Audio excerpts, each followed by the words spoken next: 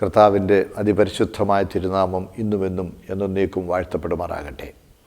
ഞങ്ങളെ ശ്രദ്ധിക്കുന്ന ബഹുമാന്യരായ എല്ലാ പ്രിയ സഹോദരങ്ങൾക്കും യേശുക്രിസ്തുവിൻ്റെ പരിശുദ്ധ തിരുനാമത്തിൽ ഹൃദയപൂർവ്വമായ വന്ദനങ്ങൾ അറിയിക്കുന്നു. റോമാലേഖനം നമ്മൾ തുടർച്ചയായി ചിന്തിച്ചു വരികയാണല്ലോ. വിശുദ്ധ തിരുവെഴുത്ത് മനുഷ്യജീവിതത്തിലെ എല്ലാ മേഖലകളിലുമുള്ള പെരുമാറ്റത്തിന് നല്ല നിർദ്ദേശങ്ങളും പ്രബോധനങ്ങളും നൽകുന്നു എന്നുള്ളത് വളരെ സന്തോഷകരമായ കാര്യമാണ്. ക്രിസ്തീയ ജീവിതമെന്ന് പറയുന്നത് പ്രിയപ്പെട്ടവരെ ചില വിശേഷപ്പെട്ട ദിവസങ്ങളിലെ പ്രത്യേകമായ ചടങ്ങുകളിൽ ഒതുങ്ങുന്ന ഒരു ഒന്നല്ല. നമുക്കറിയാം, പല മതങ്ങളിലും ആണ്ടിൽ ചില വിശേഷപ്പെട്ട ദിവസങ്ങളുണ്ട്, പിന്നെ ആഴ്ചയിൽ ചില വിശേഷപ്പെട്ട ദിവസങ്ങളുണ്ട്, മാസങ്ങളിൽ ചില വിശേഷപ്പെട്ട ദിവസങ്ങളുണ്ട്. ആ വിശേഷപ്പെട്ട ദിവസങ്ങൾ എന്നവർ പരിഗണിക്കുന്ന ആ ദിവസങ്ങളിൽ അവർ രൂപപ്പെടുത്തിയിരിക്കുന്ന പ്രത്യേകമായ ചില ചടങ്ങുകളുണ്ട്, ചില കർമ്മങ്ങളുണ്ട്, ചില അനുഷ്ഠാനങ്ങളുണ്ട്. അവ വിശ്വസ്തയോടെ നിർവഹിക്കുമ്പോൾ അവർ ആ മതപരമായ ചടങ്ങുകൾ പൂർത്തീകരിച്ചു എന്നുള്ള സംതൃപ്തി നേടുവാൻ കഴിയും. എന്നാൽ ക്രിസ്തീയ ജീവിതം എന്ന് പറയുന്നത് അങ്ങനെ ചില ദിവസങ്ങളിലേക്കോ അല്ലെങ്കിൽ ചില പ്രത്യേക സ്ഥലങ്ങളിൽ ഒതുങ്ങുന്ന കർമ്മങ്ങളിലോ ഒതുങ്ങുന്നതല്ല.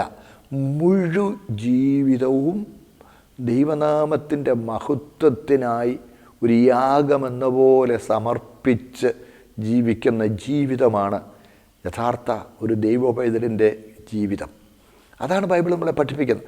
അപ്പോൾ അവൻ്റെ ജീവിതത്തിൻ്റെ എല്ലാ മേഖലകളും ദൈവത്തിന് സമർപ്പിക്കപ്പെട്ടതായിരിക്കണം. എല്ലാ മേഖലകളും. അതുകൊണ്ട് 24/7 24 മണിക്കൂറും നാം ദൈവ മക്കളായി ജീവിക്കണം, ആരാധകരായി നിലനിൽക്കണം.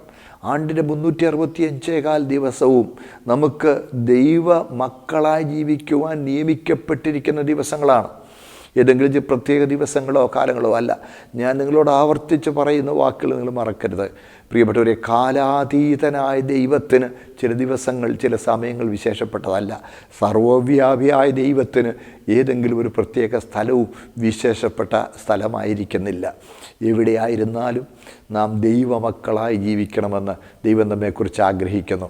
മതപരമായ ചടങ്ങുകളിൽ ഒതുങ്ങുന്നതല്ല യഥാർത്ഥ ഒരു ദൈവപൈതലിൻ്റെ ക്രിസ്തീയ ജീവിതം.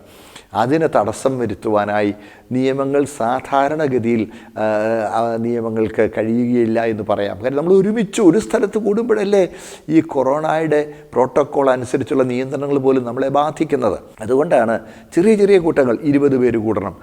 ഇനിയിപ്പം നിയന്ത്രണങ്ങൾ വരുമ്പോൾ ഒരു 20 പേർക്ക് കൂടാൻ കഴിയുള്ളെങ്കിൽ നമുക്കറിയാം 100-200 പേരിൽ കൂടിയ ഒരു സഭ അധികം വേർപെട്ട സമൂഹങ്ങളിലില്ല. അതിൽ കൂടുതൽ സഭയില്ലെന്നോ ഉണ്ടായിരിക്കാം. അത് പ്രിയപ്പെട്ടവർ, ബൈബിള് പറയുന്ന രീതിയല്ല. ഈ ഭീമൻ സഭ എന്നൊക്കെ പറയുന്നത് ബൈബിൾ അങ്ങനെ പറയുന്നില്ലല്ലോ പ്രിയപ്പെട്ടവരെ.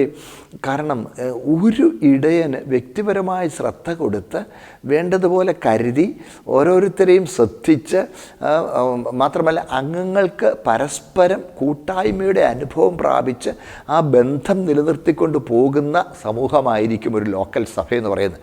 കൂടി വന്നാൽ ഒരു 200 അല്ലെങ്കിൽ മാക്സിമം ഒരു 300-350 പേരിൽ കൂടുതൽ അങ്ങനെയുള്ളൊരു കൂടിവരവിലുണ്ടാകുവാൻ കഴിയുന്നതല്ല. അങ്ങനെയുള്ള 300-350 പേര് അവർക്ക് അത്രയും മാത്രം, അതും വലിയ സഭയാണ്. അത്രയുമുള്ള സഭകൾ പോലും ബൈബിളിൻ്റെ ആ നിർവചനത്തിൻ്റെ പരിധിയിൽ ലോക്കൽ സഭകൾ പോലും വരുമോ എന്നെനിക്ക് സംശയമില്ലാതില്ല. കാരണം ഒരു വ്യക്തിക്ക് എല്ലാവരെയും വ്യക്തിപരമായി അറിഞ്ഞ് വ്യക്തിപരമായ ശ്രദ്ധ കൊടുത്ത് ഇടയൻ ആടുകളെ പരിപാലിക്കുന്നത് പോലെ പരിപാലിച്ച് നടത്തുന്ന, മാത്രമല്ല അവർ പരസ്പരം, സഭയിലെ വിശ്വാസികൾ പരസ്പരമുള്ള കൂട്ടായ്മ ബന്ധത്തിൽ സജീവമായി പങ്കാളികളാകുന്ന ഒരനുഭവമാണ്. മാത്രമല്ല ദൈവമക്കളെക്കുറിച്ച് പറയുന്നത് ഒരു ശരീരത്തിലെ അവയവങ്ങളെന്നല്ലേ. ഒരു ശരീരത്തിലെ അവയവങ്ങളെല്ലാം ഫങ്ഷണൽ മെമ്പേഴ്സാണ്. നമ്മുടെ എല്ലാ അവയവങ്ങളും പ്രവർത്തന നിരതമായിരിക്കണം, ഫങ്ഷണൽ മെമ്പേഴ്സായിരിക്കണം. നമ്മൾ അങ്ങനെ ഫങ്ഷൻ ചെയ്യുന്നില്ലെങ്കിൽ നമ്മുടെ ശരീരം നിർജീവമായി പോകും. ഏതെങ്കിലും ഒരു അവയവം നിങ്ങൾ കുറേ ദിവസത്തേക്ക് അനക്കാതെ അങ്ങ് വെച്ചിരുന്നാൽ നിർജീവമായി പോകും. അപ്പോൾ എല്ലാ അംഗങ്ങളും സജീവമായ പാർട്ടിസിപ്പേഷൻ, പങ്കാളിത്തമുള്ള കൂടിവരവുകളാണ് ദൈവവചനത്തിൽ. അപ്പോൾ അങ്ങനെ നോക്കുമ്പോഴും നമ്മുടെ ഇങ്ങനെയുള്ള നിയന്ത്രണ കൊറോണ പ്രോട്ടോക്കോളൊന്നും യഥാർത്ഥമായി ആത്മീയ ജീവിതത്തെയും കൂട്ടായ്മ ബന്ധത്തെയും കാര്യമായി അങ്ങനെ നിയന്ത്രിക്കുന്നില്ല എന്ന് തന്നെ വേണമെങ്കിൽ പറയാം. മാത്രമല്ല, നമുക്കറിയാമല്ലോ പ്രിയമുള്ളവരെ, ഈ പല ഉപാധികൾ ദൈവം ഇപ്പോൾ നമുക്ക് നൽകിയിട്ടുണ്ട്. കൂട്ടായ്മയുടെ ബന്ധം, ഒരുമിച്ച് കൂടാൻ നിയന്ത്രണമുണ്ടെങ്കിലും നമുക്ക് ഈ പ്ലാറ്റ്ഫോമുകളുണ്ട്. നമുക്കറിയാം, ഇങ്ങനെ സോഷ്യൽ മീഡിയ പ്ലാറ്റ്ഫോമുകളിലൂടെ വിശുദ്ധന്മാർക്ക് പരസ്പരമുള്ള കൂട്ടായ്മയുടെ ബന്ധം അനുഭവിപ്പാൻ, വചനം കേൾക്കുവാൻ, ഇതൊക്കെ ദൈവം സൗകര്യങ്ങൾ ഒരുക്കിയിരിക്കുന്നതിൽ ഞാൻ ദൈവത്തെ സന്തോഷത്തോടെ സ്തുതിക്കുന്നു. അങ്ങനെ അധികാരസ്ഥരോടും നിയമങ്ങളോടുള്ള നമ്മുടെ മനോഭാവം ഏത് കാലത്തും വളരെ ശ്രദ്ധേയമായ ഒരു വിഷയമാണിത്. കഴിഞ്ഞ ദിവസം നമ്മൾ ചിന്തിച്ചല്ലോ, ദൈവത്തിൻ്റെ പ്രമാണങ്ങളും ലോകത്തിൻ്റെ നിയമങ്ങളും പരസ്പരം ഏറ്റുമുട്ടുന്ന വിരുദ്ധങ്ങളായി വരുമ്പോൾ നമ്മൾ ദൈവപ്രമാണങ്ങൾക്ക് പ്രാധാന്യം, അതിന് നമ്മൾ തിരുവെഴുത്തിൽ തന്നെ അനേക ഉദാഹരണങ്ങൾ നമുക്ക് കാണാനായിട്ട് കഴിയും. നമ്മൾ പുറപ്പാട് പുസ്തകം 1-ാം അധ്യായത്തിലെ 17-ാമത്തെ വാക്യം നമ്മൾ വായിക്കുമ്പോൾ, മിസ്രയീമിൽ അവിടെ ഇസ്രായേലിയർക്ക് ജനിക്കുന്ന ആൺകുഞ്ഞുങ്ങളെ മുഴുവൻ കൊന്നുകളയണമെന്ന് സൂതികർമ്മിണികൾക്ക്, മിഡ്വൈഫ്സിന്, സൂതികർമ്മിണികൾക്ക് അധികാരികൾ കൽപ്പന കൊടുത്തു. അധികാരികൾ കൽപ്പന കൊടുത്തപ്പോൾ ആ കൽപ്പന ദൈവപ്രമാണത്തിന് വിരുദ്ധമാണ്. ഒരു ജീവനെ കൊല്ലുവാൻ പാടില്ല, അത് കൊലപാതകമാണ്. അത് ദൈവപ്രമാണത്തിന് വിരുദ്ധമായതുകൊണ്ട് ആ സൂതികർമ്മിണികൾ ദൈവത്തെ ഭയപ്പെട്ടു, അവരങ്ങനെ ചെയ്യാതിരുന്നു. പിന്നെയും നമ്മൾ വായിക്കുന്നത് ദാനിയേൽ പ്രവാചകന്റെ പുസ്തകം 6-ാം അധ്യായം 7 മുതൽ 11 വരെയുള്ള വാക്യങ്ങൾ നമ്മൾ വായിക്കുമ്പോൾ, 30 ദിവസത്തേക്ക് രാജാവിനോടല്ലാതെ വേറെ ആരോടും പ്രാർത്ഥിക്കരുതെന്ന് ദാര്യാവേശൻ്റെ കൽപ്പന ഉണ്ടായി. അത് ദാര്യാവേശ് രാജാവ് തന്നെ ദാനിയേലിനെതിരെ ചിന്തിച്ചിരുന്ന ചില ആളുകളുടെ അവരുടെ ഗൂഢാലോചന കൊണ്ടാണ് അങ്ങനെ ഒരു നിയമം തന്നെ അവിടെ ഉണ്ടായത്. അങ്ങനെ നിയമം ഉണ്ടായപ്പോൾ ദാനിയേൽ അത് കണക്കൂട്ടിയില്ല. ദാനിയേൽ മുമ്പ് ചെയ്തു വന്നിരുന്നത് പോലെ തൻ്റെ പ്രാർത്ഥന നടത്തി. ദാനിയേൽ പ്രവചനം 6-ാം അധ്യായം 7 മുതൽ 11 വരെയുള്ള വാക്യങ്ങൾ നമ്മളത് കാണുന്നുണ്ട്. അതുവരെ മുമ്പ് ചെയ്തു വന്നിരുന്നത് പോലെ ഇങ്ങനെ നിയമം ഉണ്ടായപ്പോൾ അതിനെ ലംഘിക്കാൻ വേണ്ടി പോയി ചെയ്യുകയായിരുന്നില്ല. തൻ്റെ പതിവ്, ദൈവത്തോട് പ്രാർത്ഥിക്കുക എന്ന് പറയുന്നതിൻ്റെ പതിവ് താൻ ഒരു തടസ്സവും കൂടാതെ തുടരുകയാണ്. അത് നിയമത്തിന് അപ്പോൾ നിയമത്തിന് വിരുദ്ധമായിട്ടാണ് താൻ പ്രവർത്തിക്കുന്നതെന്ന് തൻ്റെ ശത്രുക്കൾ ആരോപണം കൊണ്ടുവന്നു. ഏതായാലും നമുക്കറിയാമല്ലോ, ദാനിയേലിനെ സിംഹങ്ങളുടെ ഗുഹയിൽ ഇട്ട് കളയുവാനിടയായി. പക്ഷേ ദൈവവചനത്തിൻ്റെ പരിധിക്കുള്ളിൽ തൻ്റെ ജീവിതം വിശുദ്ധമായി സൂക്ഷിച്ച ആ ഭക്തനെ ദൈവം തൻ്റെ ദൂതന്മാരെ അയച്ച് സിംഹങ്ങളുടെ വായടച്ച് പരിപാലിച്ചു. അല്ല, സിംഹങ്ങളുടെ വായ അടച്ചില്ല, സിംഹങ്ങൾ അദ്ദേഹത്തെ ഭക്ഷണമാക്കിയെന്നിരിക്കട്ടെ, എങ്കിലും അത് ദൈവപ്രസാദമുള്ളതാണ്. അപ്പോൾ തൻ്റെ ജീവിതം യാഗമായി സമർപ്പിച്ചതിന് തുല്യമാണത്. തീർച്ചയായിട്ടും ദൈവം ഒരിക്കലും തൻ്റെ ഭക്തന്മാരെ അങ്ങനെ ഒരു കഷ്ടത്തിന് ഏൽപ്പിക്കുമെന്ന് നമ്മൾ വിചാരിക്കരുത്. ദൈവം കരുണയുള്ള ദൈവമാണ്. എന്നാൽ നന്മയായത് അങ്ങനെ ഒരു അന്ത്യമാണെന്നുണ്ടെങ്കിൽ തീർച്ചയായിട്ടും ദൈവം അത് നമ്മുടെ ജീവിതത്തിൽ അനുവദിച്ചെന്ന് വന്നേക്കാം. അത് ഓർത്തിട്ട് നമ്മൾ ഭയപ്പെടാൻ പാടില്ല. കുറേ നാളും കൂടി ഇവിടെ ജീവിച്ചിരിക്കുന്നത് ദൈവത്തിന് പ്രസാദകരമായൊരു കാര്യമാണെന്നുണ്ടെങ്കിൽ ദൈവം തന്നെ അദ്ദേഹത്തെക്കുറിച്ച് കുറേ കൂടി കർത്താവിന് വേണ്ടി ഒരുങ്ങണമെന്ന് ദൈവം ആഗ്രഹിക്കുന്നെങ്കിൽ, അദ്ദേഹത്തെ കൊണ്ട് കർത്താവ് തൻ്റെ വേലയിൽ കുറച്ചും കൂടി പ്രയോജനപ്പെടണമെന്ന് ദൈവത്തിന് പ്രസാദമാകുന്നെങ്കിൽ തീർച്ചയായിട്ടും ദൈവം ദീർഘായുസ്സോടെ സൂക്ഷിച്ചിരിക്കും. ഏത് പ്രതിസന്ധിയിലും എരിയുന്ന തീച്ചുള്ളാൻ, അതല്ലേ നമ്മൾ പിന്നെയും അവിടെ കാണുന്നുണ്ട്. ദാനിയേൽ പ്രവചനത്തിൽ 3-ാമത്തെ അധ്യായം നമ്മൾ വായിക്കുമ്പോൾ അവിടെയും നമ്മൾ കാണുന്നത്, ദൂരാ സമഭൂമിയിൽ നിർത്തിയ സ്വർണ്ണബിംബത്തെ വീണ് നമസ്കരിക്കണമെന്ന നെബൂഖദ്നേസർ രാജാവിൻ്റെ കൽപ്പന. ആ കൽപ്പനയെ ശദ്രക്, മേശക്, അബേദ്നെഗോ, ഹനന്യാവ്, മീശായേൽ, അസര്യാവ്, ഇതാണ് അവരുടെ ഒറിജിനൽ യഹൂദ നാമങ്ങൾ. മാറ്റിയിട്ട പേരാ ശദ്രക്, മേശക്, അബേദ്നെഗോ എന്നിവരെ അവർ ലംഘിച്ചു. അവരെ എങ്ങോട്ട് എറിഞ്ഞു? എരിയുന്ന തീച്ചൂളയിലേക്ക് എറിഞ്ഞു. പക്ഷേ എരിയുന്ന തീച്ചൂളയിൽ വീണപ്പോൾ ദൈവം അവരെ പരിപാലിച്ചു. ദൈവവചനത്തിന് തങ്ങളെ സമർപ്പിച്ച് വചനവിരുദ്ധമായി വന്ന നിയമങ്ങളെ ലംഘിച്ചു എന്നുള്ളതിനാൽ തീച്ചൂളയിൽ അകപ്പെട്ടവരോട് കൂടെ തീച്ചൂട്ടയിൽ എഴുന്നള്ളി വന്ന്, 4ാമനായി എഴുന്നള്ളി വന്ന്, ദൈവപുത്രനോട് സമനായിരിക്കും, ദൈവദൂതനോട് സമനായിരിക്കുന്നവൻ എഴുന്നള്ളി വന്ന് അവരെ തൻ്റെ സാന്നിധ്യത്തിൻ്റെ സംരക്ഷണം കൊണ്ട് തീച്ചൂളയുടെ നടുവിൽ പരിപാലിച്ചത് തിരുവെഴുത്തിൽ നമുക്ക് കാണാനായിട്ട് കഴിയുന്നുണ്ട്. അപ്പോൾ ഇതാണ്, നിയമം ലംഘിക്കാൻ നമ്മൾ ഒരിക്കലും പാടില്ല. നമുക്കറിയാമല്ലോ, പിന്നെ യേശുവിൻ്റെ നാമത്തിൽ പ്രസംഗിക്കരുതെന്ന് സന്നിദ്രീം സംഘത്തിൻ്റെ കൽപ്പനയെ അപ്പോസ്തലന്മാർ ലംഘിച്ചു. പ്രവൃത്തി 5-ാം അധ്യായത്തിൽ 18 മുതൽ 32 വരെ നമ്മളത് വായിക്കുന്നുണ്ട്. ഇവ നിയമമോ കൽപ്പന ലംഘിക്കുന്നതായിട്ടോ നമുക്ക് കണക്കാക്കാൻ കഴിയില്ല. കാര്യം ദൈവത്തിൻ്റെ നിയമങ്ങൾക്ക് വിരുദ്ധമായ കാര്യം വന്നതുകൊണ്ട് ഒരു ദൈവത്തെ പ്രസാദിപ്പിക്കുകയായിരുന്നു.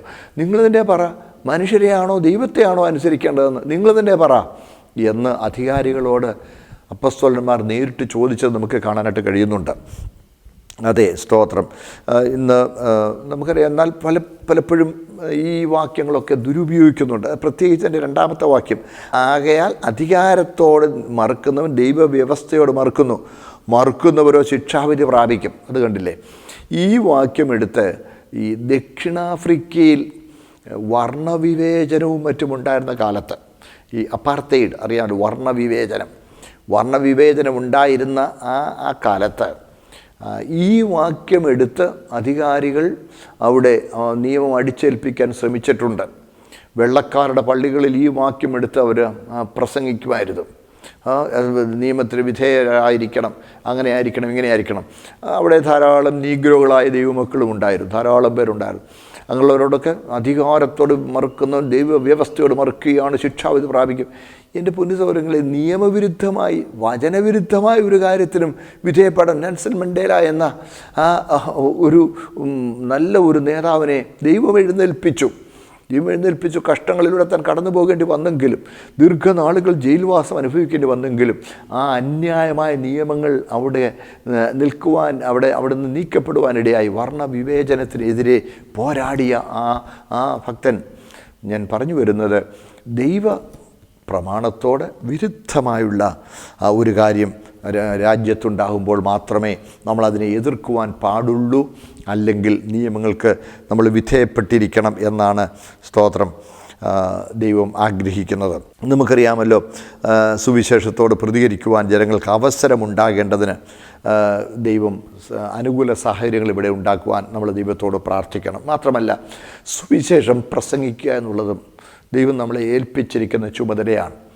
ഒരു ദൈവബദലിൻ്റെ ജീവിതത്തിൽ സുവിശേഷം പ്രസംഗിക്കുന്നതും ഒരു ദൈവബദൽ നിർബന്ധമായി ചെയ്യണം. സകല ജാതികളോടും തൻ്റെ സാക്ഷ്യം വഹിക്കണമെന്നുള്ളത് കർത്താവിൻ്റെ അന്ത്യ നിയോഗം തന്നെയാണ്. നമുക്കറിയാം, ഇന്നത്തെ പ്രത്യേക സാഹചര്യത്തിൽ വലിയ മെഗാ ക്രൂസേഡുകളും വൻകിട പരിപാടികളുമൊക്കെ ഒന്നും നടത്തുവാൻ കഴിയുകയില്ല. എന്നാൽ വ്യക്തിയോട് സുവിശേഷം പറയുന്നതിനെ ആർക്കും തടയുവാൻ കഴിയുകയില്ല. പ്രത്യേകിച്ച് ഇന്നത്തെ ഈ സാഹചര്യത്തിൽ എല്ലാ മനുഷ്യരും വിവിധ നിലകളിലുള്ള ബുദ്ധിമുട്ടുകളിലൂടെ കടന്നു പോകുന്നുണ്ട്. സാമ്പത്തികമായി ഞെരുങ്ങുന്നവരുണ്ട്, ശാരീരിക അസ്വസ്ഥതകൾ അനുഭവിക്കുന്നവരുണ്ട്. നമുക്കറിയാമല്ലോ, മനുഷ്യബന്ധങ്ങൾ ഇത്രയേറെ സമ്മർദ്ദങ്ങൾക്ക് വിധേയപ്പെട്ട ഒരു കാലമുണ്ടോ എന്ന് സംശയിച്ചു പോകുന്നു. വളരെ ദുഃഖത്തോടുകൂടി ചില വാർത്തകൾ വായിക്കാറുണ്ട്. ദുഃഖത്തോടുകൂടി ഒരു കുടുംബത്തിലെ ഒരാൾ കോവിഡ് ബാധിച്ച് കോവിഡ് സെൻറ്ററിൽ വെച്ച് മരിച്ചിട്ട് കുടുംബാംഗങ്ങൾ ആ മരിച്ചുപോയ വ്യക്തിയുടെ മൃതശരീരം അവരുടെ ആചാരപ്രകാരം അവരുടെ വീട്ടുവളപ്പിൽ സംസ്കരിപ്പിക്കുവാൻ അവരെ കൂട്ടാക്കിയില്ല, അവരെ എതിർത്തു. കോവിഡ് ബാധിച്ച് രോഗബാധിതനായി മരിച്ച ആളിൻ്റെ മൃതശരീരത്തിൽ നിന്ന് രോഗബാധ തങ്ങൾക്കുണ്ടാകുമെന്നുള്ള ഭയം നിമിത്തം ബന്ധങ്ങളെല്ലാം അവിടെ കൊണ്ട് തീർന്നു. അതിനെക്കുറിച്ച് ഒരാൾ പറഞ്ഞത് ഞാൻ ശ്രദ്ധിച്ചു. വയലാർ രാമവർമ്മ എന്ന് പറയുന്ന നല്ല കഴിവുള്ള ഒരു കവിയുണ്ടായിരുന്നു. അദ്ദേഹത്തിൻ്റെ കവിതകൾ കൂടുതലും സിനിമാ പാട്ടുകളായി എന്നുണ്ടെങ്കിലും അദ്ദേഹത്തിൻ്റെ നല്ല കവിതകളായിരുന്നു. അദ്ദേഹത്തിൻ്റെ ഒരു കവിതയിൽ മനുഷ്യബന്ധങ്ങൾ ചുടല വരെ എന്ന് അദ്ദേഹത്തിൻ്റെ ഒരു കവിതയിലുണ്ട്. മനുഷ്യബന്ധങ്ങൾ ചുടല വരെയെന്ന്. അത് തിരുത്തി പാടേണ്ടി വരുന്നുണ്ടെന്ന്. ചുടലെന്ന് പറഞ്ഞാൽ ശവസംസ്കാരം, സംസ്കാരം കഴിയുന്നത് വരെ ഉള്ളു ബന്ധങ്ങൾ. ആ സംസ്കാരം പോലും ആ ബന്ധത്തെ വെളിപ്പെടുത്തുന്നവയായിരുന്നു. ഇന്നിപ്പോൾ ചുടല വരെ എന്നല്ല, മനുഷ്യബന്ധങ്ങൾ കോവിഡ് വരെ എന്ന് തിരുത്തി പാടേണ്ടി വരുന്നുവെന്ന് പറയുന്നു. ശരിയല്ലേ? കോവിഡ് ബാധിച്ചു കഴിഞ്ഞാൽ ബന്ധങ്ങൾ അവിടെ കൊണ്ട് തീർന്നതുപോലെയായി. ബന്ധങ്ങൾ അവിടെ കൊണ്ട് തീർന്നു, എല്ലാം അവിടെ കൊണ്ട് തീർന്നു. അത്രയേ ഉള്ളൂ. കാര്യം മനസ്സോടെ അല്ല അവർ പലരും ഇത് ചെയ്യുന്നത്, നിർബന്ധിതരാകുന്നു. ഇപ്പോൾ എത്ര കഷ്ടകരമായ സാഹചര്യത്തിലൂടെയാണ് നമ്മുടെ സമൂഹം ഇന്ന് കടന്നു പോകുന്നതെന്നുള്ളത് നമ്മൾ മറക്കരുത്. നമ്മുടെ സമൂഹത്തിൽ മാനസിക പിരിമുറുക്കങ്ങൾക്ക് വിധേയപ്പെട്ടവർ ഇഷ്ടം പോലെയുണ്ട്. അങ്ങനെയുള്ള ആളുകളോട് ദൈവവചനം പറയുകയും അവരെ ആശ്വസിപ്പിക്കുകയും അവർക്ക് വേണ്ടി പ്രാർത്ഥിക്കുകയും ചെയ്യുവാൻ നമുക്ക് കടപ്പാടുണ്ട്. നമ്മൾ മാത്രമല്ല, പ്രാർത്ഥനയിൽ ഒതുങ്ങുന്നതായിരിക്കരുത് നമുക്ക് അവരുടെ ജീവിതത്തിലുള്ള ഇടപെടൽ. ദൈവം നമുക്ക് തന്നിരിക്കുന്ന നന്മകൾ സന്തോഷത്തോടെ അവരുമായി പങ്കുവയ്ക്കുവാൻ നമ്മൾ തയ്യാറാകണം. പങ്കുവയ്ക്കൽ ദൈവവചനത്തിൻ്റെ വ്യവസ്ഥയാണ്. നമ്മൾ പങ്കുവയ്ക്കുവാനും തയ്യാറാകണം. അതുകൊണ്ട് ഒരു ദൈവപൈതൽ എന്ന നിലയ്ക്ക് ക്രിസ്തീയ സാക്ഷിയായി നിൽക്കുവാൻ നല്ല ഒരു സാഹചര്യം ദൈവം ഇവിടെ അനുവദിച്ചിരിക്കുകയാണ്. നല്ലൊരു സാഹചര്യം. അതുകൊണ്ട് പ്രിയ ദൈവമക്കളെ, ഈ സാഹചര്യത്തിലായാലും കർത്താവിനെ സാക്ഷിക്കണം. വാക്ക് ഉപയോഗിക്കുവാൻ ആവശ്യമുണ്ടെങ്കിൽ മാത്രം ഉപയോഗിച്ചാൽ മതിയല്ലോ. നമ്മുടെ ജീവിതം നമ്മുടെ സാക്ഷ്യമായിരിക്കട്ടെ. എന്നാൽ അതിനും വിരുദ്ധമായി ഒരു നിയമം ഇവിടെ വന്നാൽ, ആരെയും സഹായിക്കണ്ട എന്ന ഒരു നിയമം വന്നാൽ, എൻ്റെ പ്രിയപ്പെട്ടവരെ, അതിനെ നമ്മൾ ലംഘിക്കുന്നതിന് ദൈവം അതിന് എതിരല്ല. ഞാൻ പറയുന്നത് നിങ്ങൾക്ക് മനസ്സിലാകുന്നു എന്ന് ഞാൻ വിശ്വസിക്കുന്നു. സ്തോത്രം. അതുകൊണ്ട് ദൈവസ്നേഹം വെളിപ്പെടുത്തി കൊടുക്കുവാനായി ദൈവം തന്നിരിക്കുന്ന അവസരമാണിത്. നമുക്കറിയാം, ഇവിടെ സുവിശേഷം പ്രസംഗിക്കേണ്ടത് ദൈവവചനത്തിൻ്റെ പ്രമാണമാണ്. ഇന്ത്യയിൽ പല സംസ്ഥാനങ്ങളും നമുക്കറിയാം നിയമങ്ങൾ പാസ്സാക്കിയിട്ടുണ്ട്. ഏതാണ് നിയമങ്ങൾ പാസ്സാക്കിയിരിക്കുന്നത്? അതനുസരിച്ച് കേന്ദ്രത്തിലും അങ്ങനെ എല്ലാവരെയും ബാധിക്കുന്ന നിയമങ്ങളുണ്ടെന്നൊക്കെ വാദിക്കുന്നവരുണ്ട്. മത പരിവർത്തന നിരോധന നിയമങ്ങൾ ഇവിടെ പാസ്സാക്കിയിട്ടുണ്ട്. ഒരു മതം പരിവർത്തനമല്ല ഇവിടെ പ്രധാനം, മനം പരിവർത്തനമാണ് പ്രധാനം. അത് ഏത് ഇഷ്ടപ്പെട്ട ഒരു മതം സ്വീകരിക്കുവാൻ, ഇഷ്ടപ്പെട്ട ദൈവത്തോട് പ്രാർത്ഥിക്കുവാൻ ഓരോരുത്തർക്കും അവകാശമുണ്ട്, അധികാരമുണ്ട്. അതിനെ നിയന്ത്രിക്കാനുള്ള അധികാരികൾക്ക് കഴിയില്ല. എൻ്റെ ആന്തരിക ആളത്വത്തിൻ്റെ മേൽ നിയന്ത്രണം വെക്കുവാൻ ഇവിടുത്തെ ചങ്ങലയ്ക്ക് കഴിയുമോ? ചങ്ങലയ്ക്ക് കഴിയുകയില്ല. അറസ്റ്റിന് കഴിയുകയില്ല. ഒരുവനെ അറസ്റ്റ് ചെയ്ത് തുറുങ്കിനകത്തിട്ടാലും അവൻ്റെ ഹൃദയം ദൈവത്തിൽ പകരുവാൻ അവന് കഴിയും. അവന് ചിലപ്പോൾ കൂട്ടായ്മയ്ക്കായി ഉള്ള സഭാഹോളുകളിൽ പോകാൻ കഴിഞ്ഞു തരികയില്ല, അതിനെ നിയന്ത്രിക്കാൻ കഴിയും. പക്ഷേ അവന് ദൈവത്തോടുള്ള ആ കൂട്ടായ്മ ബന്ധത്തിൻ്റെ മാധുര്യാനുഭവം അനുഭവിക്കുന്നതിന് തടസ്സം വരുത്തുവാനായിട്ട് ഇവിടെ നിയമങ്ങൾക്കൊന്നും കഴിയുന്നതല്ല. അപ്പോൾ നിയമങ്ങളിവിടെ പലപ്പോഴും വിരുദ്ധമായി വന്നേക്കാം. പക്ഷേ അങ്ങനെ വചനത്തിന് യോജിക്കാത്ത വചനവിരുദ്ധമായ നിയമങ്ങൾ വരുമ്പോൾ ആ നിയമങ്ങളെ തീർച്ചയായിട്ടും നമ്മൾ ആദരിക്കുവാൻ ആവശ്യമില്ലെന്ന് ബൈബിൾ പഠിപ്പിക്കുന്നു. ഈ മത പരിവർത്തന നിരോധന നിയമങ്ങൾ കൊണ്ടുവരുമ്പോൾ അതിനകത്ത് പ്രലോഭിപ്പിച്ചോ ഭീഷണിപ്പെടുത്തിയോ ഒരിക്കലും പാടില്ലത്. പ്രലോഭിപ്പിച്ച് എന്നിട്ട് അതിന് അടുത്ത ഒരു വ്യാഖ്യാനം ചിലപ്പോൾ ചിലർ കൊടുക്കുന്നത്. അപ്പോൾ ഭീഷണിപ്പെടുത്തി എന്ന് പറയുമ്പോൾ ശിക്ഷാവിധി വരും, നരകം വരും, പാപത്തിന് ശിക്ഷയുണ്ട്. പിന്നെ അടുത്തത് കർത്താവിനെ സേവിക്കുന്നതിന് സ്വർഗം കിട്ടും. അത് പ്രലോഭനമായി, മറ്റൊരു ഭീഷണിയുമായി എന്ന് വ്യാഖ്യാനിക്കുമ്പോൾ പ്രിയപ്പെട്ടവരെ, അത് ഈ ജീവിതത്തെ, ഈ കാലത്തെ, ഈ ജഡത്തിലെ ജീവിതത്തെ ബാധിക്കുന്ന കാര്യമല്ല. അത് യാഥാർത്ഥ്യമല്ലേ, അത് ഭീഷണിയായിട്ടല്ല. യാഥാർത്ഥ്യം പറയാതിരിക്കാൻ കഴിയുമോ? ഇപ്പോൾ കൊറോണ പരക്കും, എല്ലാവരും മാസ്ക് വെക്കണമെന്ന് പറയുമ്പോൾ അത് ഭീഷണിയാണെന്ന് പറയാൻ കഴിയുമോ? ഭീഷണിയാണെന്ന് പറയാൻ കഴിയില്ല. അത് നന്മയ്ക്ക് വേണ്ടിയാണ്. അങ്ങനെയുള്ള വ്യാഖ്യാനങ്ങൾ ചെയ്യുവാൻ ഭൗമിക മണ്ഡലത്തിൽ ഇന്ന മതം സ്വീകരിച്ചാൽ ഇന്ന ഒരു നേട്ടം നിനക്ക് തരാം, ഇന്ന പോലെ ജോലി തരാം, അങ്ങനെയൊക്കെയുള്ള ഭീഷണിയോ പ്രലോഭനങ്ങളോ ഒരിക്കലും ഒരു സുവിശേഷീകരണത്തിൽ ഉപയോഗിക്കപ്പെടുവാൻ പാടുള്ളതല്ല. എന്നാൽ നമുക്കറിയാമല്ലോ, ഇവിടെ നിയന്ത്രണങ്ങൾ കൊണ്ടുവരുമ്പോൾ ആന്തരിക ആളത്വത്തെ നിയന്ത്രിക്കുവാൻ നിയമങ്ങൾക്ക് കഴിയുന്നില്ല. അവിടെയാണ് നമ്മൾ ഇത് വളരെ സങ്കീർണമായ ഒരു വിഷയമായതുകൊണ്ടാണ് ഞാൻ അല്പം വിശദമായിട്ട് ഈ കാര്യങ്ങൾ ഞാൻ നിങ്ങളുമായിട്ട് പങ്കുവയ്ക്കുന്നത്. അപ്പോൾ ഇവിടെ കാണുന്നു ശിക്ഷാവിധി പ്രാപിക്കും എന്ന് കാണുന്നുണ്ട്. രണ്ടാം വാക്യത്തിൽ രണ്ടാം ഭാഗം, മറുക്കുന്നവൻ ദൈവവ്യവസ്ഥയോട് മറുക്കുന്നവരോ ശിക്ഷാവിധി പ്രാപിക്കും. ആ ശിക്ഷാവിധി പ്രാപിക്കും എന്ന് പറയുന്നത് ആരാണ് ശിക്ഷാവിധി നടപ്പാക്കുന്നത്? അധികാരികളിൽ നിന്നാണോ? ശിക്ഷാവിധി പ്രാപിക്കും എന്നത് ദൈവത്തിൽ നിന്നാണോ അധികാരികളിൽ നിന്നാണോ? പ്രിയമുള്ളവരെ, നമുക്കറിയാം ശിക്ഷാവിധി പ്രാപിക്കും എന്നുള്ളത് എന്തിനെയാണ് സൂചിപ്പിക്കുന്നത്? നമുക്കറിയാം, റോമാലേഖനം 1-ാം അധ്യായത്തിൽ 21 തിന്മകളുടെ ലിസ്റ്റ് കൊടുത്തിട്ടുണ്ട്. 1-ാം അധ്യായത്തിൽ 29 മുതൽ 31 വരെയുള്ള വാക്യങ്ങളിൽ 21 തിന്മ പ്രവൃത്തികളുടെ ലിസ്റ്റുണ്ട്. അതിൽ ഒരെണ്ണം ഇതാണ്, നിയമലംഘികൾ എന്നൊരു കൂട്ടരുണ്ട്. അപ്പം നിയമലംഘികൾ എന്ന കൂട്ടത്തിൽ ഏത് നിയമവും ലംഘിക്കുന്നവർ വരുമോ? ഇല്ല. ദൈവവചനത്തിന് വിരുദ്ധമായുള്ള നിയമങ്ങൾ ലംഘിക്കുന്നവർ ആ കൂട്ടത്തിൽ വരികയില്ല. അപ്പോൾ ഒരർത്ഥത്തിൽ പറഞ്ഞാൽ ഭൗമിക ലോകത്തിൻ്റെ രാഷ്ട്രത്തിൻ്റെ നിയമങ്ങൾ അനുസരിക്കേണ്ടതിന് ദൈവനിയമം ലംഘിക്കുന്നവൻ നിയമലംഘിയാണ്. എന്നാൽ പരമാധികാരിയായ ദൈവത്തിൻ്റെ നിയമത്തിന് ഇരുന്നുകൊണ്ട് ചിലപ്പോൾ അതിന് വിരുദ്ധമായി, ദൈവപ്രമാണത്തിന് വിരുദ്ധമായി വരുന്ന ഇവിടുത്തെ രാഷ്ട്രത്തിൻ്റെ നിയമങ്ങൾ, ആ രാഷ്ട്രത്തിൻ്റെ നിയമങ്ങൾ ലംഘിക്കുമ്പോൾ അത് ദൈവം മുമ്പിൽ നിയമലംഘനം ആവുകയില്ല. അപ്പോൾ ശിക്ഷാവിധി പ്രാപിക്കുമെന്ന് പറയുമ്പോൾ ഇവിടുത്തെ അധികാരികൾ വെച്ചിരിക്കുന്ന നിയമം ലംഘിച്ചു എന്ന് ആരോപിച്ച് അവരിവിടെ ചിലപ്പോൾ ശിക്ഷിച്ചെന്ന് വന്നേക്കാം. പക്ഷേ അത് ദൈവപ്രസാദമുള്ളതാണ്. ദാനിയേൽ സിംഹക്കുഴിയിൽ വീണത് അവരെ സംബന്ധിച്ചിടത്തോളം ശിക്ഷയായിരുന്നെങ്കിലും ദാനിയേലിനെ സംബന്ധിച്ചിടത്തോളം അതൊരു പദവിയായിരുന്നു. ശദ്രക്, മേശക്, അബേദ്നെഗോ എന്നവർ തീച്ചൂളയിൽ വീണത് അധികാരികൾ നോക്കുമ്പോൾ അത് ശിക്ഷാവിധിയായിരുന്നു. പക്ഷേ ദൈവ മുമ്പിൽ അതവരുടെ പദവിയായിരുന്നു. അവർക്ക് ദൈവസാന്നിധ്യം ഒന്നും കൂടി ബോധ്യപ്പെടുവാൻ നോക്കണേ, തലമുറകളായി നിലനിൽക്കുന്ന ദൈവഭക്തന്മാർക്ക് ഒരു പ്രചോദനമായി, ദൈവനാമത്തിൻ്റെ മഹത്വമാകുവാൻ സ്തോത്രം അത് കാരണമായി. അപ്പോൾ ശിക്ഷാവിധി എന്ന് പറയുന്നത് അധികാരികൾ ചിലപ്പോൾ അവർ പറയുന്ന നിയമം ലംഘിച്ചു എന്ന് പറഞ്ഞിട്ട് ശിക്ഷിച്ചെന്ന് വന്നേക്കാം. പക്ഷേ അത് ദൈവപ്രമാണത്തിന് വിരുദ്ധമല്ലാതെ ഇരിക്കുമ്പോൾ, ദൈവപ്രമാണത്തിന് അനുസരിച്ചുള്ള നടപടിയാകുമ്പോൾ തീർച്ചയായിട്ടും അത് ദൈവപ്രസാദമുള്ളൊരു കാര്യമാണ്.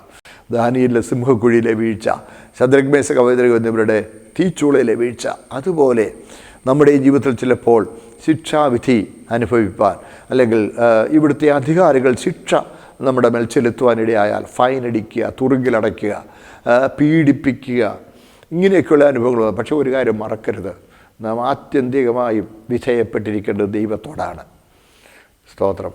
ദൈവത്തിൻ്റെ പ്രമാണത്തിന് വിരുദ്ധമായി ഇവിടെ അധികാരികൾ നിയമം കൊണ്ടുവരുമ്പോൾ ദൈവപ്രമാണത്തിന് വേണ്ടി നിൽക്കണം. അപ്പോൾ ശിക്ഷാവിധി പ്രാപിക്കും എന്നുള്ളത് പൗലോസ് ഇവിടെ തീർച്ചയായിട്ടും അർത്ഥമാക്കുന്നത് ദൈവത്തിൻ്റെ ശിക്ഷയാണ്. സ്തോത്രം. തീർച്ചയായിട്ടും ദൈവകൽപ്പനയെ ലംഘിക്കുന്നവർ, മനുഷ്യനെ ഭയപ്പെട്ട് മനുഷ്യൻ തൻ്റെ മേൽ അടിച്ചേൽപ്പിക്കുവാൻ സാധ്യതയുള്ള ശിക്ഷാവിധി ഒഴിവാക്കേണ്ടതിന് ദൈവപ്രമാണത്തെ ലംഘിക്കുന്നവർ ദൈവത്തിൻ്റെ ശിക്ഷ പ്രാപിക്കും. ഏതായാലും ദൈവത്തോടായിരിക്കണം നമ്മളുടെ പ്രധാന കടപ്പാട് എന്നുള്ള ആ സത്യം നമ്മളൊരിക്കലും മറക്കുവാൻ പാടില്ല. സ്തോത്രം. ഒരു കാര്യം മറക്കരുത്, മനുഷ്യൻ പറയുന്ന ഏത് നിസ്സാര വാക്കിനു പോലും ദൈവം മുമ്പിൽ കണക്ക് ബോധിപ്പിക്കണം. ഇവിടെ ചിലപ്പോൾ നിയമം ലംഘിച്ചാൽ ചിലപ്പം കൈക്കൂലി കൊടുത്തോ, അല്ലെങ്കിൽ അധികാരത്തിലിരിക്കുന്ന ആളുകളെ പരിചയമുണ്ടെങ്കിൽ അവരുടെ ഇടപെടൽ മൂലമോ ഒക്കെ ഇവിടുത്തെ ശിക്ഷയിൽ നിന്ന് നമ്മൾ ഒഴിവായാലും തീർച്ചയായിട്ടും ദൈവം അനുവദിച്ചിരിക്കുന്ന നിയമങ്ങളാണെങ്കിൽ ആ നിയമത്തിൻ്റെ വ്യവസ്ഥയിൽ നിന്ന് നമ്മൾ കുറുക്കുവഴികളിലൂടെ രക്ഷപ്പെട്ടാൽ ദൈവം തീർച്ചയായിട്ടും അതും അന്ത്യന്യായവിധിയിലെ ശിക്ഷാവിധിയിൽ അത് ഉൾപ്പെടും. അത് ശിക്ഷയ്ക്ക് കാരണമാകും. അതുകൊണ്ട് പ്രിയപ്പെട്ടവരെ, നീതിയായ, ന്യായമായ, യോഗ്യമായ ദൈവകൽപ്പനയോട്, ദൈവപ്രമാണങ്ങൾക്ക് വിരുദ്ധമല്ലാത്ത എല്ലാ നിയമങ്ങൾക്കും നമ്മൾ സന്തോഷത്തോടെ ബോധപൂർവം ദൈവപ്രമാണങ്ങൾക്ക് കീഴ്പ്പെടുന്നു എന്ന നിലയിൽ കീഴ്പ്പെട്ടിരിക്കുവാൻ ഓരോ ദൈവവേദനും ചുമതലയുണ്ട്. അത് ദൈവത്തിന് നമ്മളെ പഠിപ്പിക്കുന്നു. ഒരു യഥാർത്ഥ ദൈവവേദൻ ഒരു നല്ല പൗരനാണ്, മറ്റുള്ളവർക്ക് മാതൃകയാണ്. അതാണല്ലോ ഇവിടെ നോക്കണേ, എൻ്റെ മൂന്നാമത്തെ വാക്യത്തിൽ വാഴുന്നവർ സൽപ്രവൃത്തിക്കല്ല ദുഷ്പ്രവൃത്തിക്കത്ര ഭയങ്കരം. അധികാരസ്ഥനെ ഭയപ്പെടാതിരിക്കുവാൻ ഇച്ഛിക്കുന്നുവോ? നന്മ ചെയ്യുക, എന്നാൽ അവനോട് പുകഴ്ച ലഭിക്കും. ഇവിടെ ഇതുവരെ അധികാരം എന്നുള്ള ആശയമായിരുന്നു, അധികാരികൾ എന്ന ആശയമല്ല. ഇപ്പം ഈ മൂന്നാമത്തെ വാക്യത്തിൽ വരുമ്പോൾ വാഴുന്നവർ സൽപ്രവർത്തിക്കല്ല ദുഷ്പ്രവർത്തിക്കത്ര ഭയങ്കരം, അങ്ങനെ ആയിരിക്കണം വാഴുന്നവർ എന്നുള്ളത് അവിടെ കാണുന്നുണ്ട്. അല്ല, 1-2 വാക്യങ്ങളിൽ നമ്മൾ കണ്ട ശ്രേഷ്ഠ അധികാരങ്ങൾ എന്നാണ്, അധികാരികൾ എന്നല്ല. ഉള്ള അധികാരങ്ങൾ ദൈവത്താൽ നിയമിക്കപ്പെട്ടിരിക്കുന്നു എന്ന് പറയുമ്പോൾ ഉള്ള അധികാരികളെയെല്ലാം ദൈവം നിയമിച്ചിരിക്കുന്നു എന്നല്ല. അധികാരങ്ങൾ ഈ സംവിധാനമാണ്, ഈ ഭരണ സംവിധാനമാണ് 1-2 വാക്യങ്ങളിൽ അർത്ഥമാക്കുന്നതെങ്കിൽ മൂന്നാമത്തെ വാക്യത്തിൽ വരുമ്പോൾ വാഴുന്നവർ അധികാരികളെ അവിടെ സൂചിപ്പിക്കുന്നു. ഈ അധികാരികളെക്കുറിച്ച് എന്താ പറയുന്നത്? വാഴുന്നവർ സൽപ്രവൃത്തിക്കല്ല ദുഷ്പ്രവൃത്തിക്ക് അത്ര ഭയങ്കരം. അപ്പോൾ സൽപ്രവൃത്തിക്ക് സൽപ്രവൃത്തിക്ക് വേണ്ടി നിലനിൽക്കുന്ന അധികാരികളാണ് യഥാർത്ഥത്തിൽ ദൈവപ്രമാണങ്ങൾക്ക് വിധേയപ്പെട്ടിരിക്കുന്നവർ. ഇവിടെ അർത്ഥമാക്കുന്നത് അങ്ങനെയുള്ളവർക്ക് കീഴ്പ്പെട്ടിരിക്കുവാൻ ഒരു ദൈവവേദന കടപ്പാടുണ്ട്. അതുകൊണ്ടാണല്ലോ നമുക്കറിയാം, ഈ ചിലർ പോലീസിനെ പേടിച്ചോടുന്നു. വണ്ടിയെ പോകുമ്പോൾ പോലീസിനെ കണ്ടു, പേടിച്ചോടി, അതിവേഗം പോയി അപകടത്തിൽപ്പെട്ടു. എന്തിനാ ഈ പോലീസിനെ കണ്ടപ്പോൾ എന്തിനാ പേടിച്ചത്? അവൻ നിയമലംഘി ആയതുകൊണ്ടല്ലേ പേടിച്ചത്? അധികാരിയെ ഭയപ്പെട്ടത് എന്തുകൊണ്ടാണ്? അവൻ നിയമലംഘി ആയതുകൊണ്ടാണ്. എന്നാൽ നിയമലംഘികളല്ലാതെ നിയമം പാലിച്ച് ജീവിക്കുന്ന ഒരുവനും അധികാരികളെ ഭയപ്പെടേണ്ട. അധികാരികൾ അവർക്ക് അനുകൂലികളാണ്. അധികാരങ്ങൾ, ആ സംവിധാനങ്ങൾ സ്വൈര്യജീവിതത്തിന് അനുകൂല സാഹചര്യങ്ങൾ ഉളവാക്കുന്നതാണ്. അതുകൊണ്ട് വാഴുന്നവർ എന്ന് ഇവിടെ പറഞ്ഞിരിക്കുന്നത് ദുഷ്പ്രവൃത്തിക്കല്ല, സൽപ്രവൃത്തിക്ക് വേണ്ടി നിൽക്കുന്നവരായിരിക്കണം. ദുഷ്പ്രവൃത്തിക്കാണ് അവർ ഭയങ്കരന്മാരായിരിക്കുന്നത്. തിന്മ ചെയ്യുമ്പോഴാണ് അവരുടെ അധികാരം ചെലുത്തേണ്ടി വരുന്നത്. അല്ലെങ്കിൽ അവർ നമ്മളെ കീർത്തിക്കുകയാണ്. കണ്ടില്ലേ, അവർ നമ്മളെ അവരുടെ പുകഴ്ച ലഭിക്കുകയാണ്. നിയമം അനുസരിച്ച് ജീവിക്കുന്നവർക്ക് അധികാരികളിൽ നിന്ന് അംഗീകാരം ലഭിക്കുകയാണ്. അതാണ് നമ്മളിവിടെ കാണുന്നത്. അതുകൊണ്ട് 1-2 വാക്യങ്ങളിൽ ആ വ്യവസ്ഥിതി, 3-ാം വാക്യത്തിൽ വന്നപ്പോൾ മാതൃകാപരമായ ഭരണം നടത്തുന്ന വ്യക്തിയെയും സൂചിപ്പിക്കുന്നു. പ്രിയപ്പെട്ടവർ, അങ്ങനെയുള്ള അധികാരികൾ നമ്മുടെ ഇടയിൽ ധാരാളമായിട്ട് ഇന്നും ഉള്ളതിൽ നമുക്ക് ദൈവത്തെ സ്തുതിക്കാം. അതുകൊണ്ട് നമ്മുടെ തത്വം ഇതാണ്: ദൈവപ്രമാണം ഒന്നാമത്, അതിന് കീഴ്പ്പെട്ടു വരുന്ന എല്ലാ നിയമങ്ങൾക്കും ഒരു മാതൃകാ പൗരനിലയിൽ കീഴ്പ്പെട്ടിരിക്കുവാൻ ദൈവം നമ്മെക്കുറിച്ച് ആഗ്രഹിക്കുന്നു. അതിനുള്ള കൃപ ദൈവം നമുക്ക് നൽകട്ടെ. പ്രാർത്ഥിക്കാം. ഞങ്ങളുടെ സ്വർഗീയ പിതാവേ, അതാ ഇന്നുവരെ ഞങ്ങളുടെ രാജ്യത്ത് തിരുമേനി ഞങ്ങൾക്ക് നൽകിയിരിക്കുന്ന കർത്താവേ, ഈ സ്വൈര്യ ജീവിതത്തിന് അനുകൂലമായ സാഹചര്യങ്ങളെ ഓർത്ത് സ്തോത്രം ചെയ്യുന്നു. കർത്താവേ, അങ്ങയുടെ വചനം പ്രസംഗിക്കുന്നതിന് തടസ്സമായുള്ള നിയമങ്ങൾ പലയിടത്തും നിലനിൽക്കുന്നു എന്ന് ഞങ്ങൾ മനസ്സിലാക്കുന്നു. കർത്താവേ, മനപരിവർത്തനത്തിന് വിധേയപ്പെടുത്തുന്ന സുവിശേഷത്തിലെ സത്യം വ്യക്തിപരമായി പങ്കുവെക്കുവാൻ തിരുമേനി ഞങ്ങളെക്കുറിച്ച് ആഗ്രഹിക്കുന്നല്ലോ. കർത്താവെ, വൻകിട യോഗങ്ങളല്ല, വ്യക്തിപരമായുള്ള ഇടപെടലിലൂടെ അവിടുത്തെ സാക്ഷികളായി നിൽക്കുവാൻ അങ്ങയുടെ വചനം ഞങ്ങളെ പ്രബോധിപ്പിക്കുന്നതുകൊണ്ട് സാക്ഷികളായി നിൽപ്പാൻ ഞങ്ങൾക്ക് കൃപ നൽകണമേ.